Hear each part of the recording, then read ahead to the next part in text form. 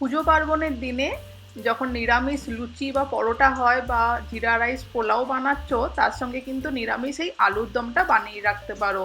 দারুণ খেতে হয় এটা, লুচি পরোটা ভাত রুটি সবের সঙ্গেই খেতে পারবে। স্পেশালি লুচি পরোটার সঙ্গে তো দারুণ লাগবে খেতে। আর যদি লুচি পরোটা না খাচ্ছ, তাহলে একটুখানি কষ্ট করে জিরা রাইসটা বানিয়ে নিতে পারো।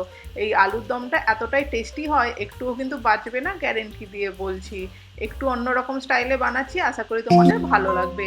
বন্ধুরা, যদি আমার চ্যানেলে ফার্স্ট টাইম ভিজিট করছো, চ্যানেল সাবস্ক্রাইব করা হয়নি কোনো কারণে, তাহলে চ্যানেলটা প্লিজ জলদি সাবস্ক্রাইব করে নাও, না তো এরকম মজার রেসিপি মিস আউট হয়ে যেতে পারে। চলো রেসিপি স্টার্ট করে দিচ্ছি। সবার প্রথমে কড়াই নিয়ে নিচ্ছি, শুকনো কড়াইয়ের মধ্যে কিছু ড্রাই স্পাইসেস দিচ্ছি। এখানে শুকনো লঙ্কা দিলাম, আর 1 চামচ করে দিয়ে দিচ্ছি ধনে আর জিরে, আর তার সঙ্গে দিয়ে দিচ্ছি কয়েকটা এলাচ।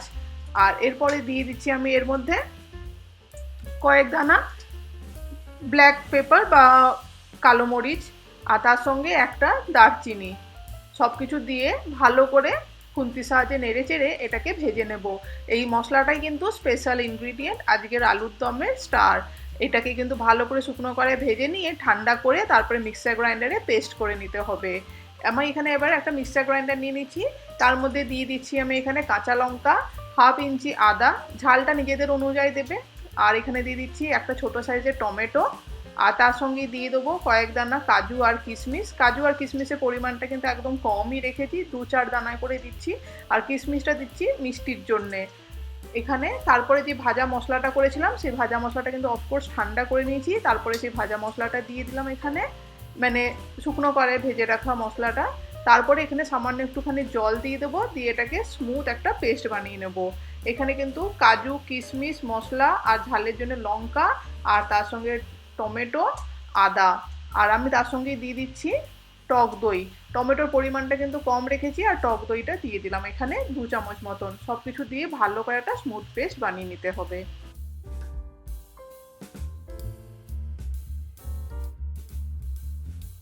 পেস্ট আমাদের এখানে রেডি হয়ে গেছে। এখানে আমি আলুর দমের জন্য একটু বড় সাইজের ডুমো ডুমো করে আলু কাট করে নিয়েছি। আর লাগছে আমাদের এখানে একটুখানি ক্যাপসিকাম, এটাও একটু বড় বড় করে কাট করেছি। আর এইটা কিন্তু রেড ক্যাপসিকাম না, এটা টমেটো। টমেটোটা একটু কাঁচা কাঁচা থাকবে, যেন বেশি গোলা না হয়ে যায়। আর সেটা থেকে বীজটা বার করে দিয়ে সেটাও ক্যাপসিকামের মতন কাট করে নিয়েছি। এরপরে কড়াইটা গরম করতে বসিয়ে তার মধ্যে দিয়ে দিলাম বেশ খানিকটা সাদা তেল। চাইলে তোমরা ঘিতেও বানাতে পারো এই রেসিপিটা। আমি এখানে প্রায় 2 থেকে 3 চামচ মতন ভর্তি করে সাদা তেল দিয়েছি। তেলটা গরম হতে সবার প্রথমে এখানে ক্যাপসিকাম আর টমেটো যেটা ডাইস করে কাট করা ছিল সেইগুলোকে তেলের মধ্যে দিয়ে ভালো করে একটু 2 থেকে 3 মিনিটের জন্য একটু ক্রাঞ্চিনেসটা থাকবে সেই অবস্থায় ভেজে এগুলোকে সাইডে তুলে রেখে দেবো।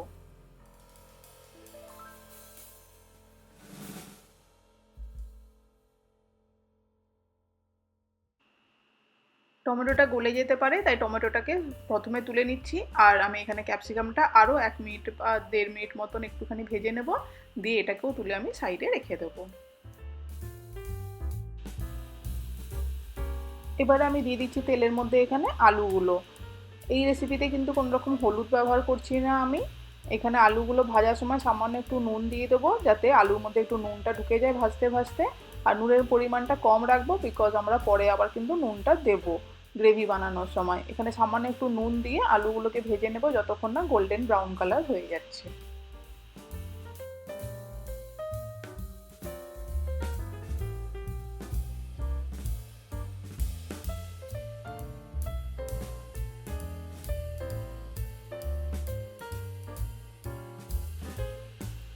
এবারে তেলের মধ্যে দিয়ে দিলাম সামান্য একটু হিং ফোড়নের মধ্যে। হিংটা কিন্তু তেলের মধ্যে দিলে খুব সুন্দর একটা ফ্লেভার আনে, তাই নিরামিষ রান্নায় চেষ্টা করবে দেওয়ার জন্যে।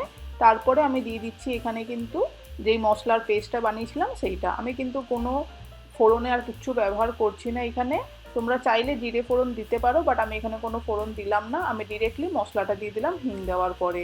এরপরে দিয়ে দিচ্ছি আমি এখানে পরিমাণ মতো নুন। নুনটাকে দিয়ে ভালো করে নেড়ে চেড়ে কষাতে হবে। এখানে যেহেতু কাজু বাদাম দেওয়া আছে, টক দই দেওয়া আছে, তাই যাতে ফেটে না যায় বা নিচে কাজু বাদাম দেওয়ার জন্য ধরে না যায়, সেই জন্য এটা কন্টিনিউয়াসলি নেড়ে চেড়ে আমাদেরকে কষাতে থাকতে হবে যতক্ষণ না অয়েল রিলিজ করছে।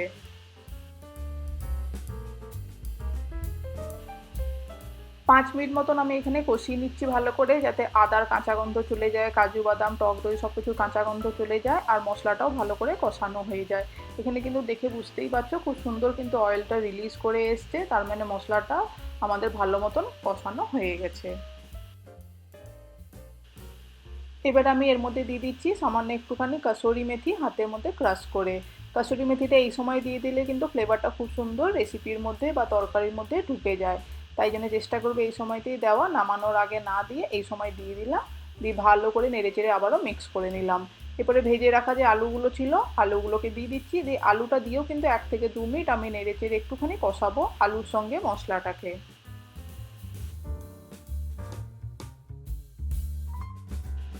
আলু আর মশলা 2 মিনিট কষানোর পরে উষ্ণ গরম জল দিয়ে দিলাম আমি এখানে 1.5 কাপ মতন। এটা কিন্তু একটু গ্রেভিটা প্রথমে রাখতে হবে, যেহেতু এটাকে ভাত বা রুটি পরোটার সঙ্গে খাওয়ার সময় যাতে একদম জমে একদম শক্ত না হয়ে যায়, সেই জন্য কিন্তু আর আলুটাও কিন্তু সেদ্ধ হতে হবে, সেই জন্য জলের পরিমাণটা প্রথমে একটু বেশি রেখে আমি ঢাকা দিয়ে এটাকে লো ফ্লেমে আমি কুক করব 10 মিনিটের জন্যে। আলুগুলো যেহেতু একটু বড় সাইজের আছে, কুক হতে বা সেদ্ধ হতে একটু টাইম লাগবে, সেই জন্য আমি এটাকে একটু লো ফ্লেমে কুক করছি। আর মাঝে সাঝে একটু নেড়ে চেড়ে রাখবে, কাজু বাদাম দেওয়ার জন্য কিন্তু নিচে ধরে যাওয়ার চান্স থাকে। এইখানে দেখতে পাচ্ছ 10 মিনিট পরে ফেরত এলাম, আলুটা কিন্তু অলমোস্ট সেদ্ধ হয়ে গেছে। একটু স্প্যাচুলার সাহায্যে কাট করে দেখে নেবো, হ্যাঁ ভালো করে সেদ্ধ হয়ে গেছে। আমরা কিন্তু এই সময়তেই গ্যাসের ফ্লেমটা অফ করে দেওয়ার আগে দিয়ে দিচ্ছি ভেজে রাখা টমেটো আর ক্যাপসিকামটা। এইটা কিন্তু ক্রাঞ্চিনেসটা থাকবে লাস্টে নামানোর আগে দেওয়ার সময়, তাই জন্য গ্যাসের ফ্লেমটা অফ করে আমি এটা দিয়ে ভালো করে নেড়ে চেড়ে মিক্স করে দিচ্ছি। এখানে কিন্তু আলুর দম আমাদের কমপ্লিটলি রেডি হয়ে গেছে সার্ভ করার জন্যে। আর এই রকম গ্রেভিটাই আমি রাখবো, বিকজ এটা ঠান্ডা হলে কিন্তু আর একটু ঠিক হয়ে যাবে। এটা খাওয়ার জন্য পারফেক্ট একদম। তোমরা যদি গ্রেভি আরও কম চাও তাহলে আর একটু ফুটিয়ে নিতে পারো, গ্রেভিটা বা জলটা একটু কম দিতে পারো। এই আমার জন্য এই গ্রেভিটার কনসিস্টেন্সিটা ঠিক ছিল, তাই জন্য আমি এটাকে এই অবস্থাতেই বন্ধ করে দিলাম। আমাদের নিরামিষ আলুর দম রেডি হয়ে গেছে বন্ধুরা। তাহলে কেমন লাগলো আজকের রেসিপি অবশ্যই কমেন্ট করে জানাবে, ভালো লাগলে ফ্রেন্ডস ফ্যামিলিকে শেয়ার করতে ভুলবে না। আর যেতে যেতে রিকোয়েস্ট করছি চ্যানেলটা সাবস্ক্রাইব না করলে সাবস্ক্রাইব করে পাশে থাকা বেল আইকনটাও প্রেস করে দিও। থ্যাংক ইউ বন্ধুরা।